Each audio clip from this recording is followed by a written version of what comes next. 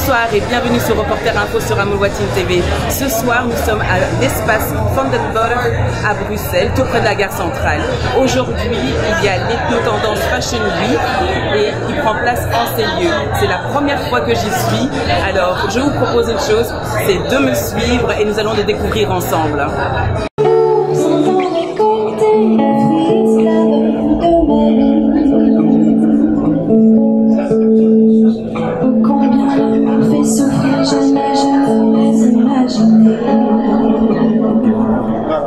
Et je m'en vais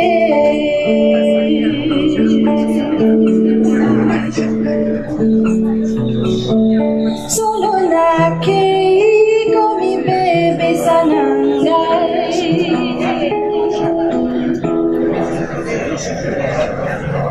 motema mongai mokena kelo motema mongai mabanzo nangai mokena ngile mabanzo nangai motema nangai mokena ngile motema nangai mabanzo nangai mokena ngile mabanzo nangai. Bonsoir, nous revoilà ici avec l'ambassadrice de l'événement, Madame Jeanne Pisquès, ambassadrice de Ethno-Tendance. Bonsoir Jeanne. Bonsoir. Qu'est-ce que vous pouvez nous dire de ce bel événement qui est l'Ethno-Tendance? Ethno-Tendance, c'est un événement qui se tient chaque année durant la semaine Fashion Week. Et voilà, c'est un événement qui rassemble un peu tout ce qui est esprit de la mode.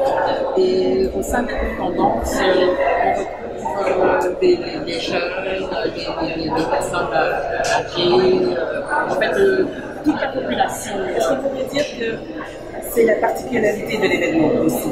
Je pense que c'est vraiment la particularité de l'événement, c'est-à-dire que c'est un événement qui est vraiment rassembleur. Chacun de tous les âges se retrouve et toutes les catégories au sein de la société se retrouvent également. Donc au sein des tendances, on voit défiler des personnes de mobilité réduite, on voit également défiler des albinos, on voit défiler des personnes fortes et également cette année-ci, il y aura une particularité, on verra défiler un jeune mannequin autiste. C'est vrai que c'est très innovateur. Est-ce que vous pensez que c'est important qu'il y ait autant de différences dans les fashion week, dans tout ce qui est la mode, changer l'image commune?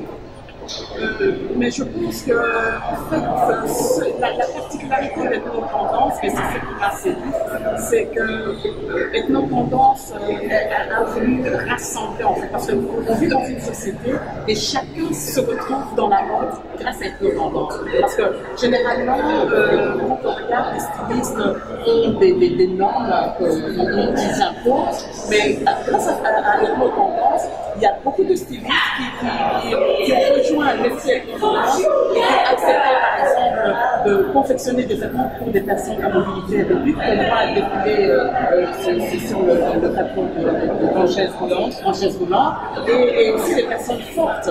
Et donc, tous ces jeunes, toutes ces personnes se retrouvent à travers Ethno-Tendance, et c'est ce qui fait la particularité d'Ethno-Tendance. Effectivement. Encore un petit mot, qu'est-ce que vous attendez de cette édition, la 8e édition de Ethno-Tendance? À quoi vous vous attendez? Je pense qu'encore une fois, on va pouvoir relever le défi parce qu'on a vu beaucoup de personnes répondre à l'invitation d'Ethno-Tendance. C'est la 8e édition et chaque année, on voit de plus en plus de personnes, de jeunes, qui s'intéressent et qui veulent participer également à l'événement, non seulement assister, mais également participer. Donc la participation se fait non seulement par rapport aux mannequins, mais également des hôtesses. Il y a vraiment de tout de tendance et c'est devenu presque une famille parce que chaque année on se retrouve et chaque année il y a de nouveaux stylistes, il y a de nouvelles idées et voilà, donc ça c'est ce qui fait que Ethno-Tendance reste quand même l'événement phare de chaque année. Alors laissez-moi encore vous dire un grand merci d'avoir pris le temps de parler avec nous et passer encore une bonne soirée. C'est jusque dimanche, donc je serai là jusque dimanche. Exactement, je serai là, je suis l'ambassadrice et je me dois d'être là pour montrer que l'événement, voilà. Un grand merci, Jeanne. Passez une bonne soirée. Je vous en prie, merci. Balobio, bolingo ezali na suka te onatika nalimbio kadi ya banzana na mokili baloba balembani ye bakomata lelo lobi bakoketa na tika yo nalimbio kadi ya banzana.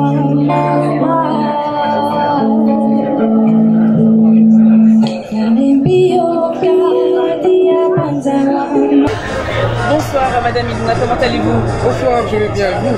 Je vais très bien, merci. Quelle surprise de vous rencontrer ici. Mais oui, hein, partout on célèbre l'Afro-Black de C'est la première fois que vous venez? Non, je viens chaque année, j'essaye en tout cas de venir chaque année. Depuis au moins 3-4 ans, je suis là chaque année pour tenir ces grands événements.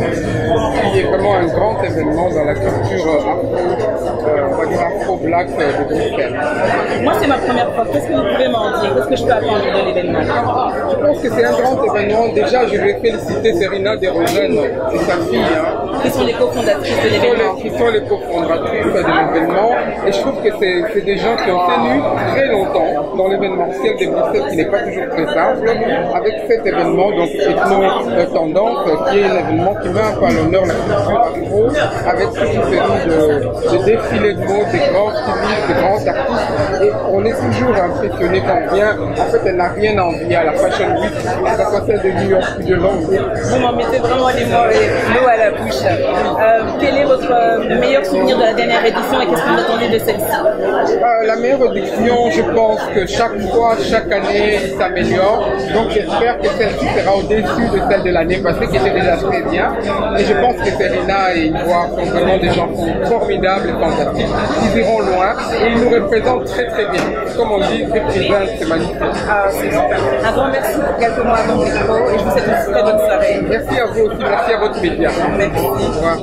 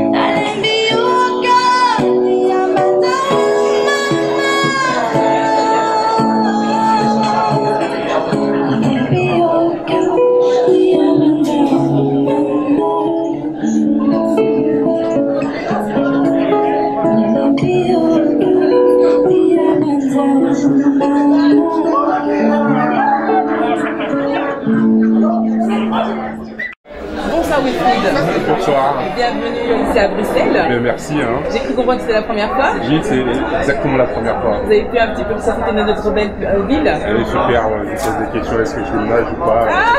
Si elle doit pas tout, visiblement. Alors dites-moi, c'est la première fois que vous venez avec nos tendances? Ouais, c'est la première fois. On est vraiment agréablement surpris. On était hyper bien reçus et pour vous dire, on a été invités. Ah, c'est génial. Alors, j'ai cru comprendre que vous aviez votre propre marque. Parlez-nous un petit peu de Masolo. Alors, Masolo, c'est une marque. Donc Masolo, déjà, ça veut dire causerie en lingala, dans le sens de l'échange. Donc, le DNA, l'histoire, c'était de s'inspirer du wax, hein, du pan, de ce qui se fait en Afrique, et de faire du vêtement technique. Pas technique, c'est un autour du bien-être, de revenir à l'origine du wax, qui est le partage, qui est la maman, qui revient du marché, qui cuisine pour toute la famille, qui rassemble les frères, les sœurs, les cousins. Voilà, c'est quelque chose de convivial. Donc l'idée, c'est de dire, on est en Europe, qu'il y a certaines choses voilà, qui diffèrent, mais comment on peut faire pour retrouver ce côté convivial via un document technique, casual, qui permet de partager ces moments, que ce soit le sport, que ce soit une balade en pique-nique, voilà. D'où la marque Masolo. L'idée est venue de là. Et le concept, c'est de créer nous-mêmes notre propre motif wax. Donc une approche artistique, on a trouvé ça intéressant.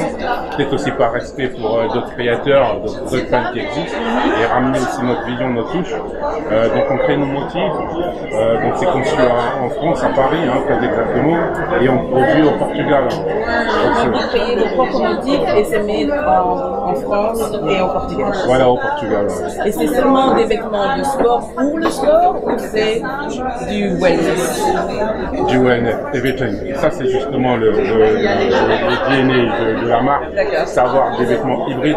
Donc les vêtements ils sont vraiment techniques, on peut faire du sport avec, anti-transpirant bactérien, pas d'horloge, tout ça, c'est stylé. Et après, il est quand même beau, hein, comme vous pouvez voir. Donc du coup, on peut vraiment sortir de la salle, passer de la salle au bureau, du bureau à la salle, à la maison en passant par le parc, avec les vêtements. Et où pouvons-nous vous trouver? Alors là actuellement, on est une jeune marque, hein, ça fait une année qu'on existe. On est distribué en propre sur notre site internet, donc masolo.com. Et aussi on est distribué sur des plateformes telles que Africa. Là on développe des partenariats des corners. Et 2020, il y aura de grosses surprises à venir, il y a des belles choses dans le tunnel. Je vous dis encore beaucoup de bonne chance. Vous êtes là jusqu'à la fin de l'événement? On est là jusqu'à dimanche. Jusqu'à dimanche. Alors c'est beaucoup de plaisir, amusez-vous bien et une bonne continuation. Merci. Merci. Alors c'était Ethno-Tendance 2019, j'ai passé un super moment, j'ai fait des belles rencontres, c'est une super belle initiative, je vous le conseille fermement, il y a une vraie vision et voilà, c'est jusque dimanche, si vous avez l'occasion de venir, venez passer un petit tour et je vous dis à la prochaine fois pour un nouveau reportage.